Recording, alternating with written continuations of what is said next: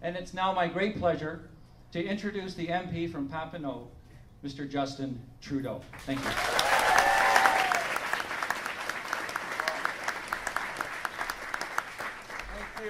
Thank you very much. Can you hear me? Here we go.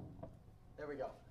Thank you very much. It's a real pleasure to be here today. This is an excuse for me to come out is to support my friend Paul, who is doing a great job in a tough riding in this by-election, but he's getting out, he's knocking on hundreds of doors every day, he's connecting with people, he's engaged in conversations about the kind of country we're wanting to build, the kind of voice that Victoria needs to have in that conversation. So I'm really pleased to be able to be here today to support him, to encourage all of you to pay attention to what he's been saying, and to think wisely on by-election Monday about the kind of voice you want to send to Ottawa to represent you and to fight for the kinds of things that we need to be addressing as a community, as a society, as a world.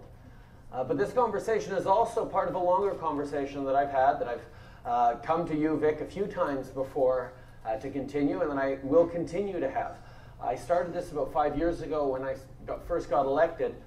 And what it is a series of conversations with young people right across the country. I go out to high schools, universities, colleges, young professional groups. Say a few words about how important it is for all of you to make your voices heard, to get involved in your communities, in your world, but also in politics. And then we just open it wide open to questions. So I hope you guys are going to have all sorts of questions for me, and I will try, and I always fail at this, but I will try anyway, to keep my answers short so we can get as many questions in as we possibly can. But why I do this is more than just saying, you know, some politician has to figure out that that niche of young people who don't vote, don't get involved, are ripe for the picking. It's couldn't be further from the truth. Obviously, yes, it's important to get young people out to vote, but it's not just getting another number or increased voter turnout that's important. It's what you are voting on. It's how young people approach elections and issues and the things that matter to them that is so important that it be heard in Ottawa and in legislatures across the country. You are part of a generation that is more aware, more informed, more conscious of what's going on in the world around you than any generation before. From the thousands of channels on TV to the 24-hour news cycle, to the sum total of human knowledge now available to us on your Blackberries, if you trust Wikipedia, which you can, except not for term papers. Which means that we have access to more information about what's going on in the world around us than any generation of young people before. Yet instead of feeling empowered by that, all too often, we simply feel overwhelmed. We sense the world and the challenges within it are so huge that how dare I pretend that I might be able to make a difference? How dare I imagine that what I have to say might matter? So young people disengage. Disengage from some of the big issues, but at the same time, you're a generation that is more involved in local clubs and community issues, in single-issue causes, in NGOs, than ever before. You just have to walk down the hall here and see all the different posters for campaigns and clubs and issues and petitions to sign. It's just that politics hasn't yet done a very good job of demonstrating that it values what you have to say, that it's actually interested in you getting involved, that it needs not just your votes and your envelope-licking capacity as volunteers around campaigns, but your ideas, your creativity, your willingness to challenge the status quo, to take on the way things have always been done and think about a long-term framework. We've gotten in a mode of politics where it's just accepted that a soundbite or a simple answer can be the solution everyone's looking for a complex problem. Well, that's just wrong. We've gotten to a mode where we expect so little of our political leadership that we're willing to accept band-aids for the tough issues as long as they hold till the next election cycle. Long term for a politician these days, one mandate. We'll let someone else deal with the problems or the consequences after. And that's wrong. Because the challenges we're facing, whether they be environmental, or around poverty, around social justice, around human rights, are going to take more than Band-Aids.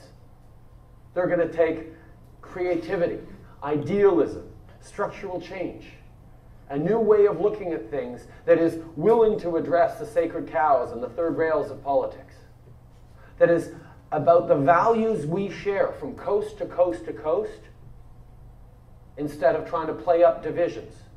Instead of doing what Mr. Harper has been so successful in doing, it's just anchor himself in certain communities, put X's over Quebec and other areas, putting an X over BC with his Northern Gateway pipeline these days, but he's putting an X over where he doesn't think he can win and doesn't care about those people, about representing those people, and focuses on the people he can win over. And if you can do that, well, he's proof that he's done that well and he's gotten a majority. However, what he's also proof of is you can't really govern the country properly once you've gone and divided people. Once you're playing up the divisions that should be making Canada strong with multiple perspectives instead of giving us fault lines to play on. And unfortunately, the NDP have decided that if you can't win, you can't beat them, join them. Because Mr. Mulcair, with his attacks on Alberta, with his attacks in terms of leveraging areas that are successful and playing up the politics of envy to get votes in areas where growth isn't as strong, is playing the same game of dividing the country. And it's really frustrating to see. But whether you have an ideology of the right and are trying to fit it into a framework of solutions, or you're coming from an ideology of the left and you're trying to fit a framework around it, you're still stuck with an ideology. And that's why the Liberal Party is so important to me. That we get to anchor ourselves in values, in principles, in solutions that we build around what works, what the evidence says.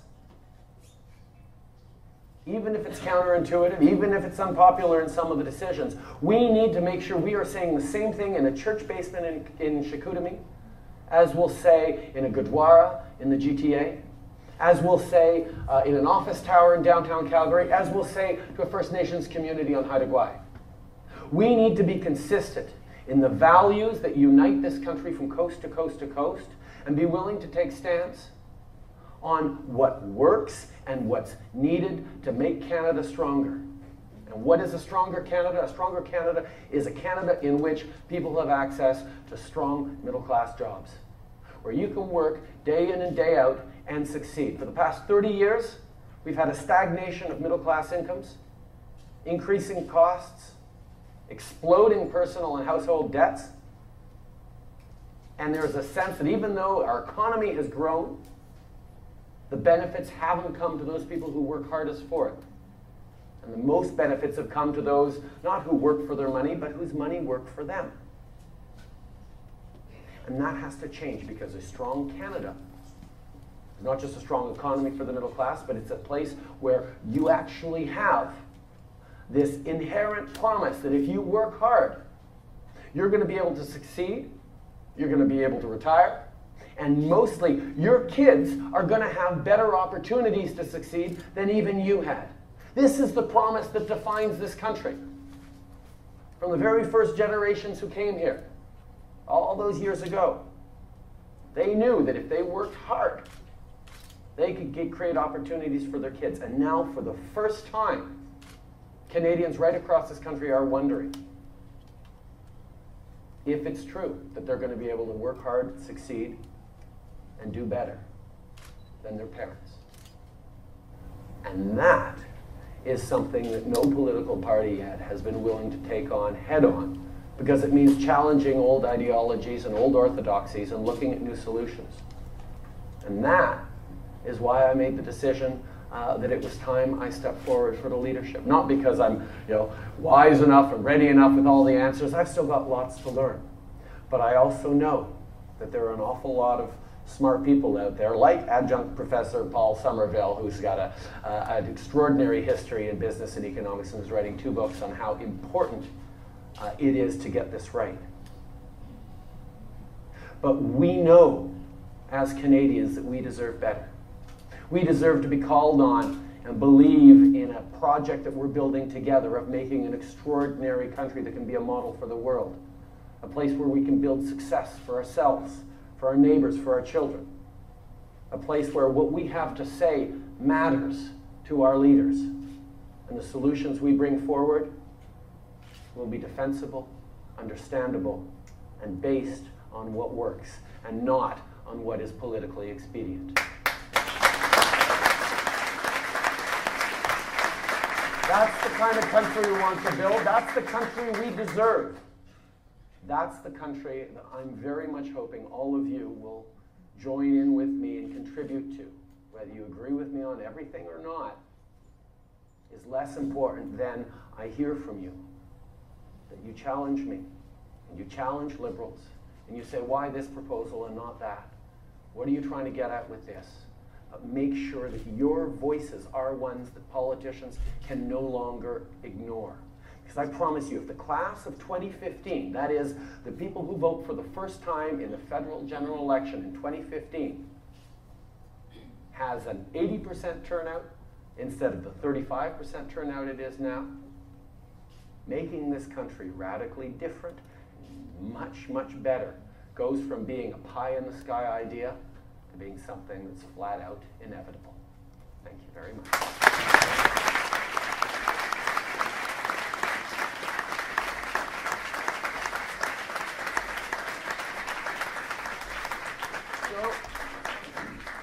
So now it's over to you guys. Who has my first question?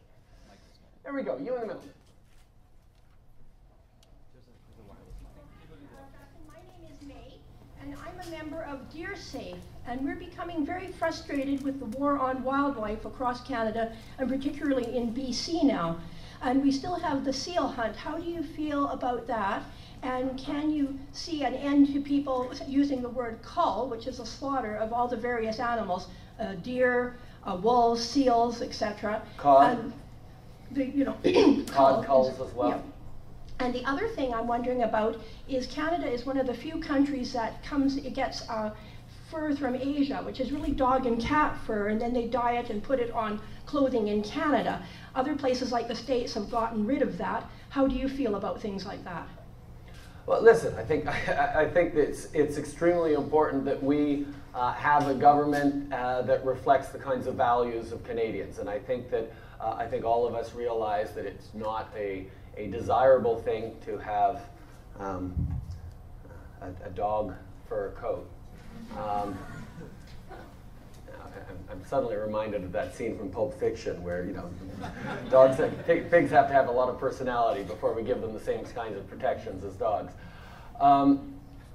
Listen, we're a country that has extraordinary natural resources and natural wildernesses.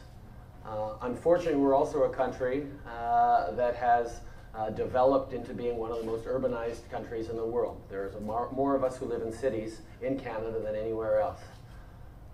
And we're going to have to make sure that we're being much smarter about being stewards of the environment.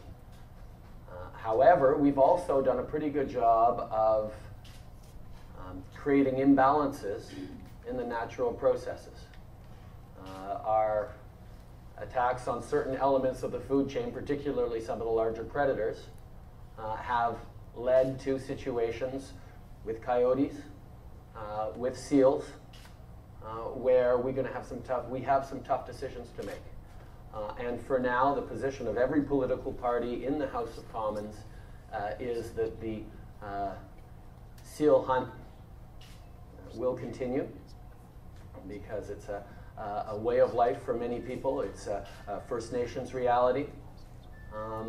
And I think there's an awful lot more we can do about looking at the conditions that we allow the animals we do eat every day without blinking, chickens, cattle, pigs, and how we evolve as a country that perhaps is more mindful of our impact on the environment in general terms. but that's a question for further on, and I'm sorry I'm not going to be able to go as far as I know you'd like on talking about banning some of our great traditions. I mean, many of you will have seen my my fur coat featured a Christmas card at one point that caused an awful lot of controversy. But it's cold in Canada many months of the year. Another question. Do you have any thoughts? Can you add anything to how we can get these resources to market? Yeah. And we sell them the oil, yeah, and they'll cut back on their coal. Yeah. Listen, one of the big challenges we face is that we are a small country in numbers with lots of resources. That's always been the case for Canada, whether we were talking about fur trade and fish and forests and hewers of wood and drawers of water at our origins, or now with our energy resources, our minerals, our knowledge economy, our expertise. We have an awful lot to trade with the world. And we require it. We do not have a big enough market to be self-sustainable here in Canada. We know that. We are defined by our trade relationship primarily south of the border with our American friends. So trade is necessary for Canadian success and prosperity. It is also necessary that we look beyond the United States to Europe and to Asia to develop our prosperity. That's why I came out in principle in favor of the CNOC-Nexen deal that's causing a lot of controversy these days. Because we need to create better ties with China. We need to understand that there are billions and billions of dollars that can flow into the Canadian economy to create Canadian jobs, to build Canadian prosperity, to develop the kind of economy we need to have here so that we can have the kinds of choices and freedoms and opportunities that we need to have in this country. It doesn't come at any cost. We need to make sure that there are conditions and expectations around any foreign investor, whether they be state foreign investors who are already here in terms of the Norwegians and the United Arab Emirates who have state-owned enterprises that control pieces of the oil sands, or whether it be China. But it doesn't come at any conditions, but it is something we need to do more of. Now, what I've said on the pipeline, the proposed Northern Gateway, is that I'm open to pipelines and to solutions, but you're going to have to pull together a better project and a better proposal than one that cuts through the heart of the Great Bear Rainforest and puts tanker traffic out through the Hecate Strait around Haida Gwaii. It just doesn't work.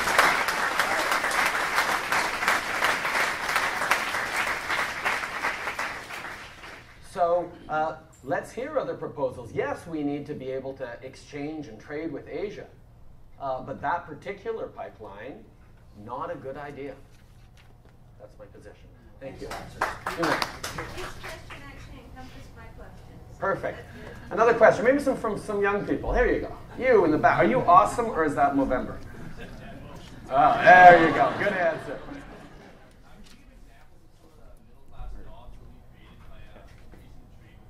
Absolutely.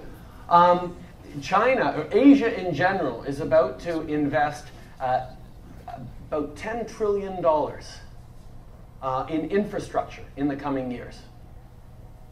Now, China has about 160 cities of over 1 million people in it right now. Europe only has 35 for comparison. But by 2020, by 2025 or so, there's going to be over 220 cities of over 1 million people.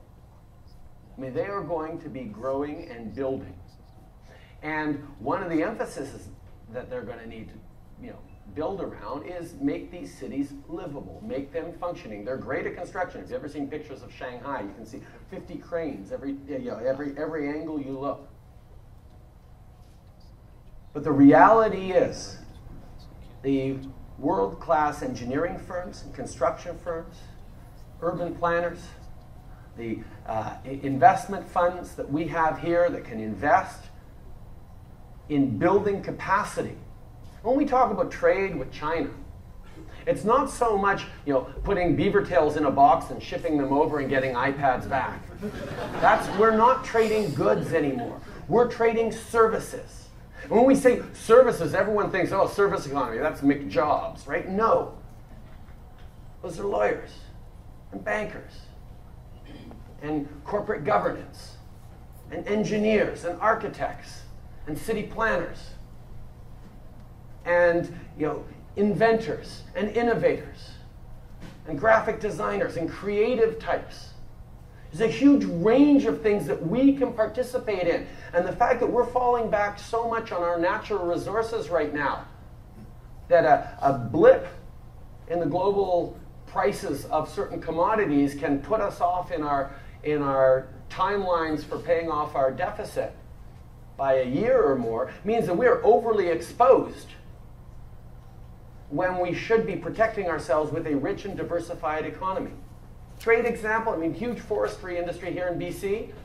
You know what other country has a big forestry industry? Sweden, much smaller than ours. But we still sell planks around here. Sweden, little thing called IKEA. You want to talk about adding value?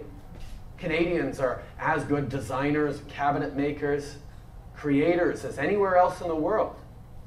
We have to start developing the knowledge to refine, to add value to our resources, and to share our solutions around having an extraordinary quality of life here.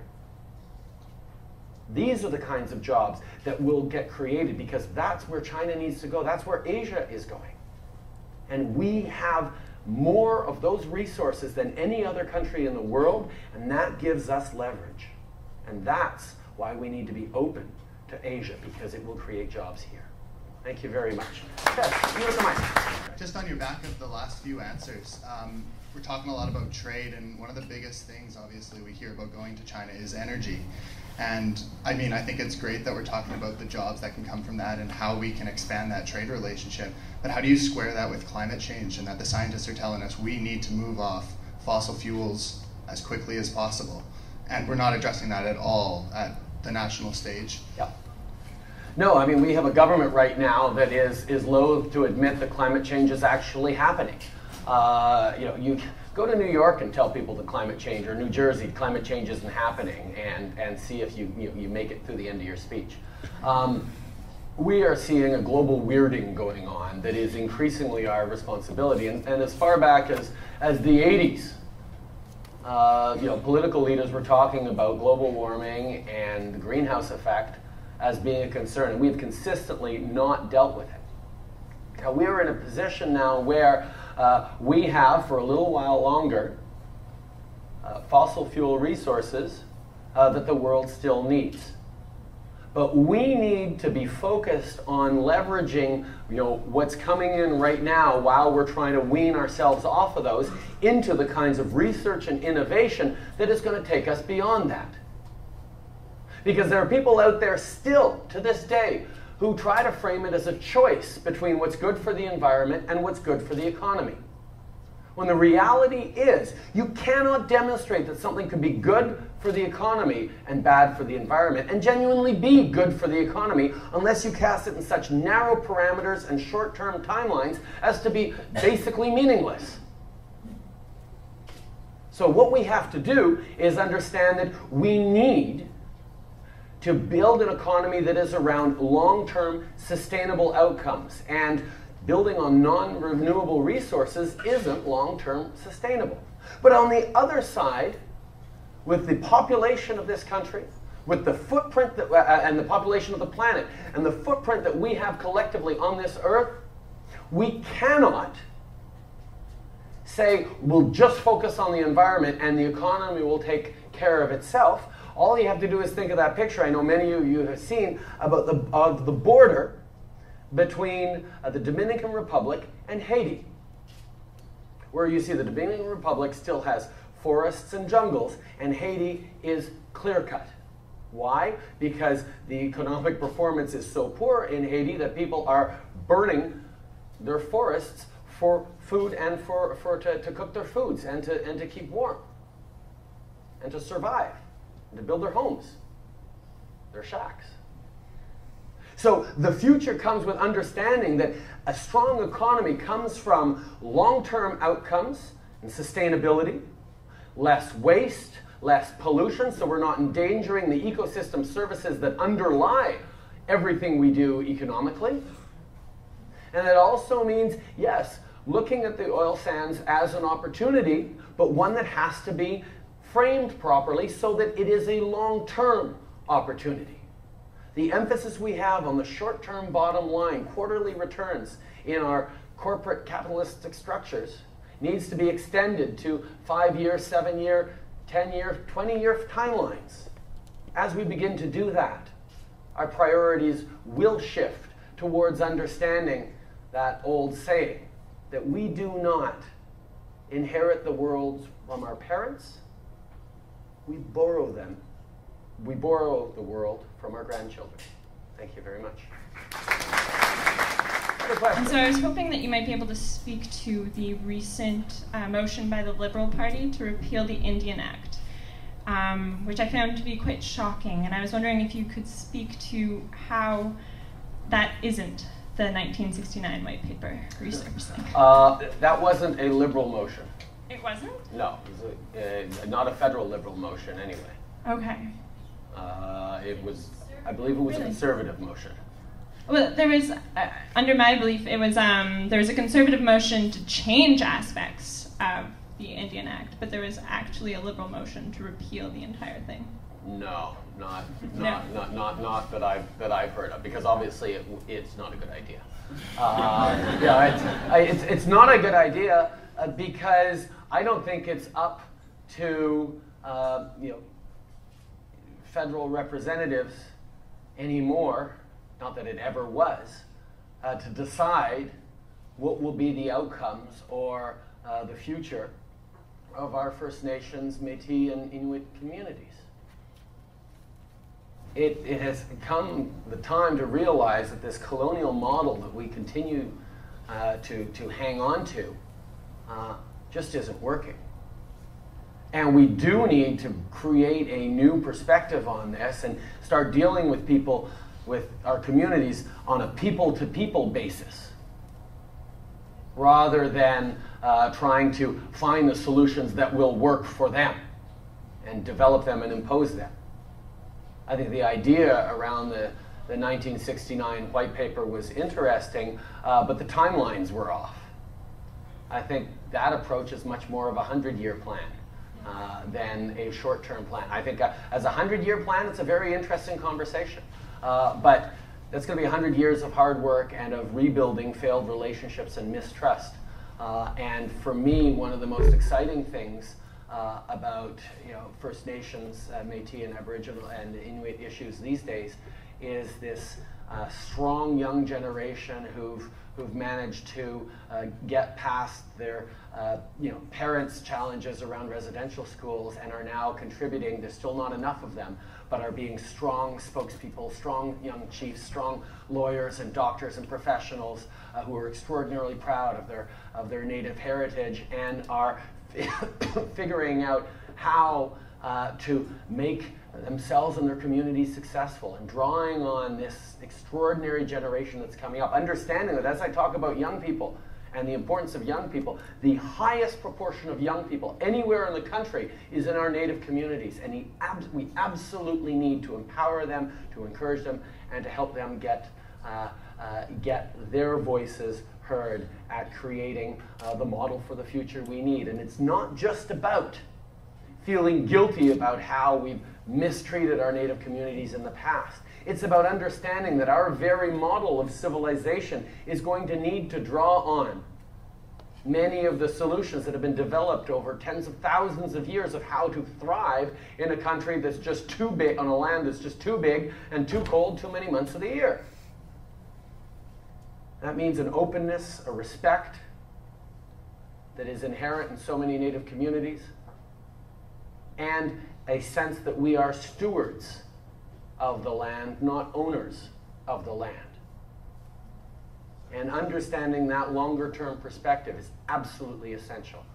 And that's why we need it, not just to do right for the evils of the past, but because if we're going to build a strong future, it involves our native communities.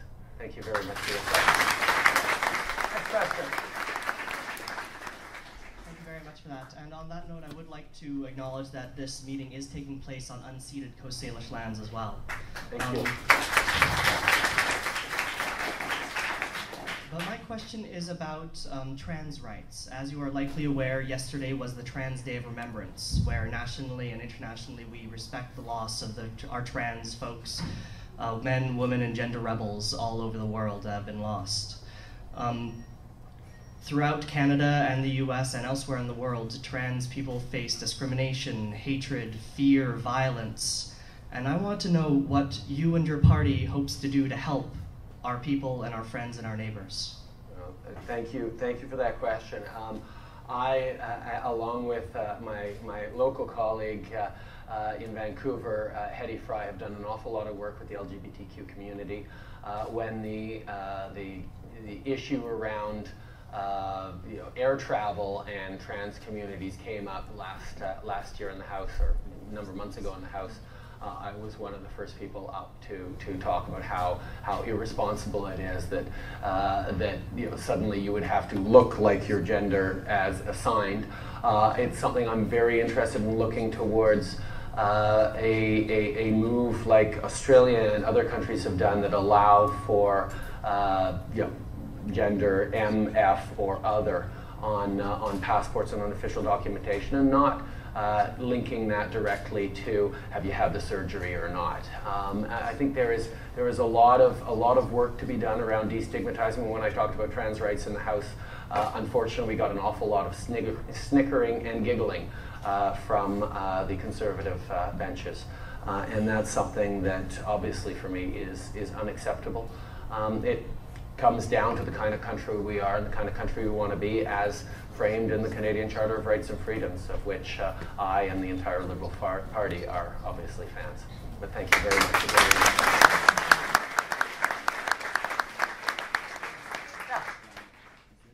Hi, Justin. Thank you for being here today.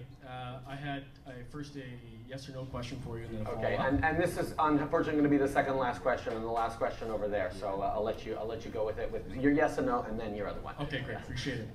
So throughout this conversation, you've talked about values-based leadership and pollution. I just want to first ask, are you familiar with the repercussions of using depleted uranium in munitions in overseas wars?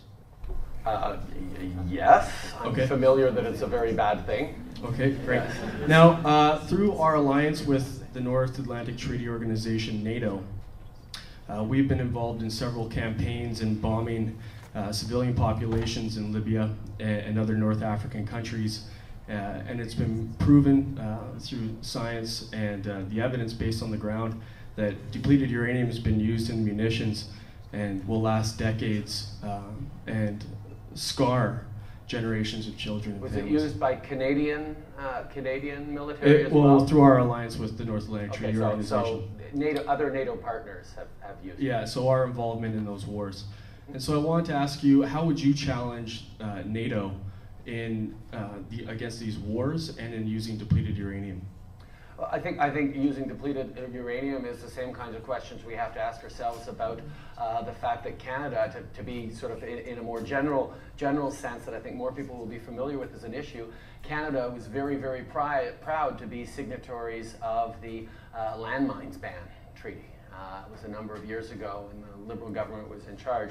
And one of the elements of that treaty is we're not supposed to operate in theaters or with allies who are still using landmines. Whereas the United States continues to use landmines in certain situations to protect some of their bases. So it's a broader question than just depleted uranium. But specifically on depleted uranium, how would you challenge NATO on using that? I challenge NATO to continue to understand the impact of security interventions and even wars around the world is supposed to be to bring peace and security. And there are certain types of munitions, obviously chemical weapons, which have been banned in the Geneva Convention, that are not to be used, and depleted uranium is certainly not something that I think should be used either, but it's not an issue that I have a tremendous amount of awareness of, and I thank you very much for bringing it forward. And So would you step forward on using that? I look forward to getting more informed about the issue, and I thank you for bringing it up, because it's the first time in all these Q&As that someone has brought it forward, so I thank you very much, and if you'd like to send me some information, I'd be more interested in hearing about it. Thank you.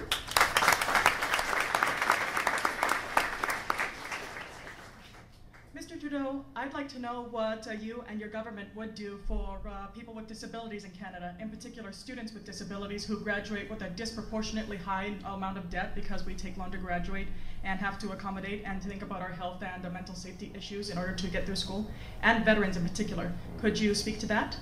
Absolutely, and this unfortunately will be the last question for today. Someone once said that the way to evaluate a society is not in how well the luckiest live and survive, thrive and act, but on how we treat our most vulnerable. And on that case and in that level, Canada still has an awful lot of work to do. Disabled Canadians are facing every day greater costs and greater challenges that are not properly accounted for in the way our society is run. Too many disabled Canadians live, a disproportionate number of disabled Canadians live beneath the poverty line. And on the question of veterans, don't even get me started. We just had a Remembrance Day a few weeks ago that was marked by the fact that veterans were rightly outraged at cuts to the Last Post Fund, which was all about making sure that veterans who die in poverty still get a quality funeral, which seems to be something that we shouldn't be arguing against or nickel and diming people on who've sacrificed in many cases their health and sometimes limbs and safety, obviously, to stand for values that we believe we need to be protecting. So with the fact that we have a government that wraps itself in the flag and hides behind the troops any chance it can get, but then doesn't engage with our veterans properly and care for them, demonstrates to me the victory of spin and propaganda over actually doing the right thing. In my community, in my riding of Papineau, we have a number of different organizations that work with young people who are living with, in many cases, some severe mental disabilities. And the big challenge is always, you can get programs for them as they're young, but as soon as they reach 18, they're sort of left to themselves. And what we have is parents who age in terror that one day they're not going to be there and their kids are going to have no one to care for them. And if we as a society can't start making sure that the most vulnerable among us are cared for, then we have to ask ourselves some very serious questions about what we actually do and what we stand for. And the questions from the back there about babies in the womb, I don't believe that it's the right of any legislator to tell a woman what she can do or cannot do. Thank you very much. I appreciate very much the questions, and I look forward to the next time we're here. I need your help because for the first time, the Liberal Party of Canada, the first time any federal political party has done this, is opening up its leadership process to anyone. All you have to do is sign up online, your name and your email, and come next April, you can actually vote for the next leader, to help pick the next leader of the Liberal Party of Canada. So I need your help on that. Please take a moment to sign up at my website, justin.ca. Yes, I beat Justin Bieber to being the Justin in Canada. Come on, sign up as a supporter or get in touch with me to find out, get more answers to questions. But thank you very much.